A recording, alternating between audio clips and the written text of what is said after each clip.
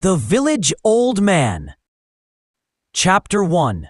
The Man Everyone Knew. In the small village of Willow Creek, everyone knew Mr. Thomas, the old man who lived at the edge of the village near the big oak tree. He had white hair, a long beard, and kind blue eyes. No one knew exactly how old he was. Some said 80, others said 90. But everyone agreed on one thing. He was wise, kind, and always ready to help. He lived in a small wooden house with a rocking chair on the porch. Every morning, he sat there with a cup of tea, waving at the children going to school and greeting the farmers on their way to the fields. Chapter 2. A Life of Simplicity. Mr. Thomas had lived in Willow Creek his whole life. He had been a farmer, carpenter, and teacher. His hands were rough from years of work, but his heart was soft. He grew vegetables in his garden, repaired broken fences for neighbors, and told stories to anyone who would listen. His house was filled with old books, handmade furniture, and photos of people, some alive, some long gone. Though he lived alone, he was never lonely. People visited him every day. Chapter 3. The Children's Favorite. Children loved Mr. Thomas. Every Saturday afternoon, they gathered under the oak tree to hear his stories. He told them about the old days, when there were no phones, when people walked to town, and when neighbors helped each other without being asked. "Do you believe in magic, Mr. Thomas?" little Sarah asked one day. He smiled and said, "Kindness is the only real magic, my dear. It makes everything better."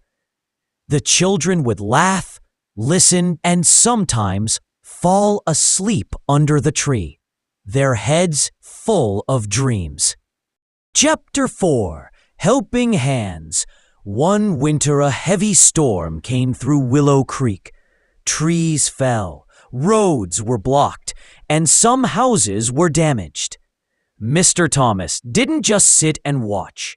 Even though he was old, he put on his coat and went out to help. He chopped firewood for the Wilson family. He fixed the roof for old Mrs. Miller. He cooked soup for the sick. "You're too old to be out in the cold," people said.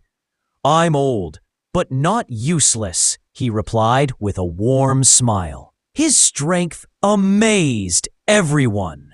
Chapter 5. Quiet Wisdom. Mr. Thomas never spoke too much, but when he did, people listened. When two young men in the village had a fight over land, they came to him for advice. He said, "Land will stay after you're gone, but friendship is what you'll remember when you're old." His words touched them. The fight ended, and they shook hands. His advice was never forced, never loud.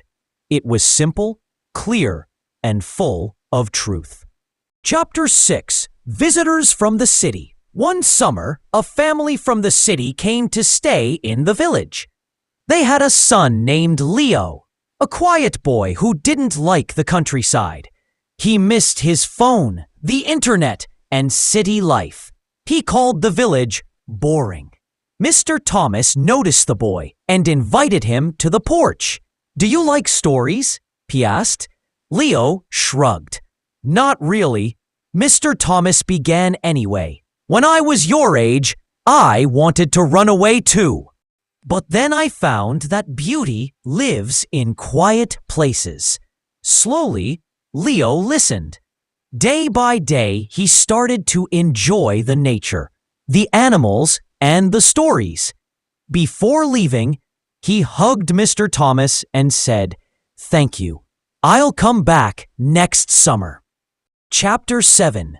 The Birthday Celebration. One day, the village decided to celebrate Mr. Thomas's birthday. "We think he's 90, someone said. "Maybe more." Everyone brought food, flowers, and gifts. The school children sang psalms. The mayor gave a speech.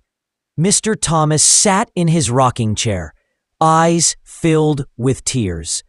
"I don't need presents," he said. "Your love is the best gift."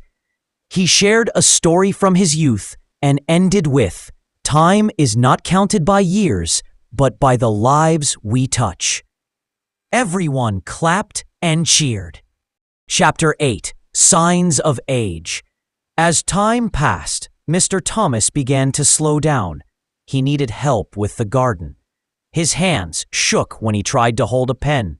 His walks became shorter. But he never complained. "Life has seasons," he told young Mary. "I'm in winter now, but winter has its beauty too." The village returned his kindness. People brought meals, helped clean his house, and read books to him. Chapter 9. The Story He Never Told. One day, a boy named Ben asked, "Mr. Thomas, were you ever married?" Mr. Thomas looked out at the sky for a moment. "I was," he said softly. "Her name was Anna. We were young and in love, but she passed away too soon. I never married again." "Do you miss her?" "Every day," he whispered. "But love never dies. It lives in memories, in flowers she liked, in songs we used to sing."